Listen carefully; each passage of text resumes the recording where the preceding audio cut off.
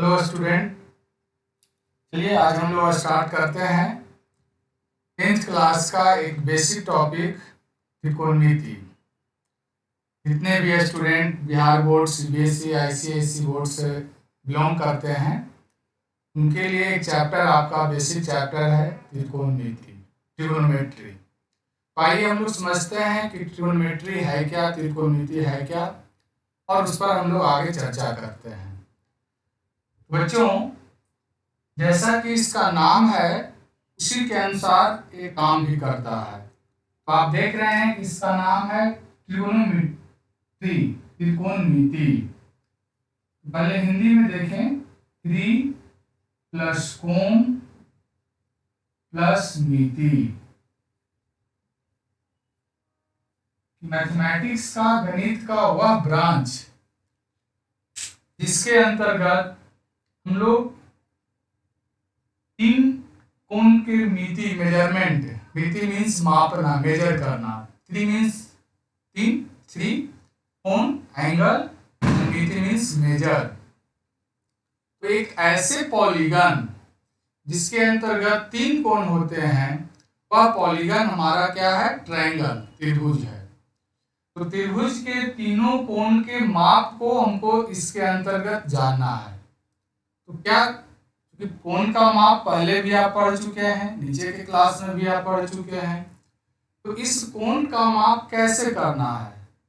तो यहाँ पर त्रिकोणमिति के अंतर्गत, ट्रिगोनोमेट्री के अंतर्गत त्रिभुज के तीनों कोणों का माप उसके भुजा के अनुसार हमें करना है। तो देखिए, तो इसलिए त्रिकोणमिति के अंतर्गत हम लोग जानेंगे त्रिभुज के दोनों कोणों के माप को हम लोग जानेंगे। तो एक अगर आप राइट एंगल ट्रायंगल ABC आप लेते हैं, कि जैसा कि आप जानते हैं कि त्रिभुज एंगल के आधार पर 3 टाइप्स का एंगल ट्रायंगल्स होते हैं। एक हमारा आइसोसेलेस, एक हमारा राइट एंगल ट्रायंगल, और तीसरा हमारा जो होता है इक्विलैटरल एंगल ट्रायंगल, है ना। तो देखिए कि यहाँ पर जो हम लोग चर्चा करेंगे, राइट एंगल ट्रायंगल के बारे में चर्चा करेंगे। एक अगर राइट एंगल ट्रायंगल है तो उसमें तीनों कोणों का माप के आधार पर, मीन्स त्रिभुज के कोणों के आधार पर उसके भुजाओं का माप किस प्रकार करेंगे, भुजाओं में संबंध किस प्रकार करेंगे, इसको हमें यहाँ पर जानना है। अब कहेंगे कि बाकी इन दो भुजाओं का क्या कंडीशन है, उनका क्या शर्त है, तो इसके बारे में भी आप पढ़ेंगे। लेकिन जब आप 11th में आप जाएंगे, जब आप +2 करेंगे, आईएएससी करेंगे, वहां जब मैथमेटिक्स आप पढ़ेंगे, वहां पर इसके बारे में भी चर्चा करना है, क्योंकि आपको अभी बेसिक बात को जानना है। तो जो आपका 10th का चैप्टर है, इस 10th के चैप्टर में basic concept right angle triangle, एक समकोण त्रिभुज के आधार पर हम लोग जानेंगे। देखिए कि जब एक समकोण त्रिभुज आप बनाते हैं, एक राइट एंगल ट्रायंगल जब आप बनाते हैं, एक राइट एंगल ट्रायंगल में सिर्फ और सिर्फ एक कोण जो हमें होता है वह मालूम होता है। वह कौन सा कोण है? जो कोण 90 डिग्री होते हैं, जो राइट एंगल है। तो त्रिभुज ABC में आप देख रहे हैं कि एंगल B हमारा राइट एंगल है, 90 डिग्री है। तो इस कोण को आप जान गए। बाकी जो अन्य दो कोण है, रिमेनिंग जो 2 एंगल्स हैं, जैसे एंगल हमारा A है और एंगल हमारा C है, इसके बारे में हमें कोई जानकारी नहीं है। तो अब देखें कि जिस कोण को आप जान रहे हैं यहाँ पर, जो 90 डिग्री है, उसके अपोजिट, उसके अपोजिट जो कोण है हमारे पास, या 90 डिग्री है, इसके अपोजिट जो साइड है, इस साइड का नाम है हाइपोटेनस। इस साइड का नाम क्या है? हाइपोटेनस, जिसको हिंदी में हम लोग कर्ण कहते हैं। ठीक है, क्योंकि यहाँ पर आपको एक एंगल मालूम था, इसके जो अपोजिट साइड है, इस अपोजिट साइड का नाम सिर्फ आपको मालूम हुआ। अब आगे फिर हम फिगर बनाते हैं।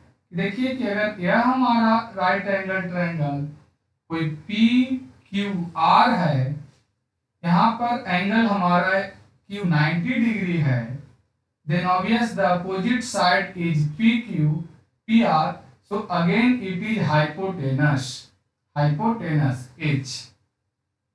क्लियर। अब रिमेनिंग जो दो एंगल्स हैं उस एंगल में से किसी एक एंगल को आपको कंसीडर करना है। तो सपोज कीजिए कि हमने इस एंगल को कंसीडर किया और एज्यूम किया कि यह एंगल हमारा थीटा है, माना कि एंगल आर जो है वो कितना हमारा है, थीटा है। तो जब एंगल आर हमारा थीटा है तो इस एंगल के अपोजिट साइड को परपेंडिकुलर कहेंगे। क्या कहेंगे इसको? Perpendicular, perpendicular. क्लियर।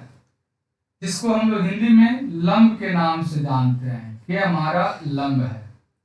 अब देखिए कि इस राइट एंगल ट्रायंगल में दो एंगल को आप जान गए और उस एंगल के करस्पॉन्डिंग उसके साइड को आप जान गए, उसके भुजा को आप जान गए, तो एक एंगल आपका अभी बाकी है। तो अगर आप इस एंगल को आप मानते हैं तो इस एंगल के अपोजिट साइड यह है, इस एंगल का अपोजिट साइड कौन है हमारा? क्यू आर है। तो थीटा एंगल के लिए यह हमारा परपेंडिकुलर हुआ, यह हाइपोटेनस हुआ, और जो रिमेनिंग साइड बच गया उस रिमेनिंग साइड को हम लोग बेस कहा जाता है, आधार इसको कहते हैं। इसको क्या कहते हैं? आधार। तो अगेन उसी प्रकार हम समझें कि अगर एक राइट एंगल ट्रायंगल है, एक समकोण त्रिभुज है, तो अब इसमें आपको पी बी एच को अगर डिनोट करना हो कि ये हमारा राइट एंगल ट्रायंगल है, इस राइट एंगल ट्रायंगल में किस प्रकार निकालेंगे। सपोज कीजिए कि यह हमारा सी डी ई कोई राइट एंगल ट्रायंगल है जहां पर एंगल डी इज 90 डिग्री, ये 90 डिग्री है, तो इसके जो अपोजिट साइड होंगे, इस अपोजिट साइड को क्या कहेंगे? H, H for hypotenuse. अगर आप इस एंगल को कंसीडर करते हैं तो इसके जो अपोजिट साइड है वह सी डी है, इसको कहेंगे परपेंडिकुलर, और जो रिमेनिंग साइड बचा, remaining side is called base. Clear. Similarly अगर ट्रायंगल इस प्रकार बनाया जाए, मान लीजिए कि यह कोई राइट एंगल ट्रायंगल बना हमारा, यह हमारा ए है या बी है, यहाँ सी है, तो एंगल ए इज 90 डिग्री। अगर एंगल ए 90 डिग्री है then opposite side of A is hypotenuse. अब सपोज कीजिए कि आप एंगल बी को कंसीडर कर रहे हैं कि यह एंगल थीटा है, तो इस एंगल का अपोजिट साइड हमारा AC है, इसलिए यह साइड परपेंडिकुलर होगा और यह साइड हमारा बेस कहलाएगा।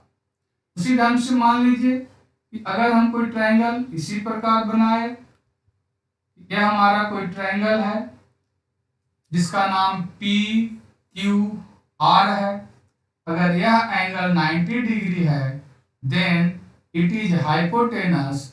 अब आप इस एंगल को अगर आप कंसीडर करते हैं तो opposite angle of angle theta, opposite side of angle theta is QR, and so QR is called perpendicular and the remaining side is called base। तो इस प्रकार आप ये समझ गए होंगे कि किसी भी ट्रायंगल के अंतर्गत हमारा परपेंडिकुलर, बेस और हाइपोटेनस किस प्रकार हम लोग उसका नेमिंग करते हैं, किस प्रकार हम मानेंगे कि कौन हमारा परपेंडिकुलर होगा, कौन हमारा बेस होगा, कौन हमारा हाइपोटेनस होगा, तो आप समझ चुके हैं।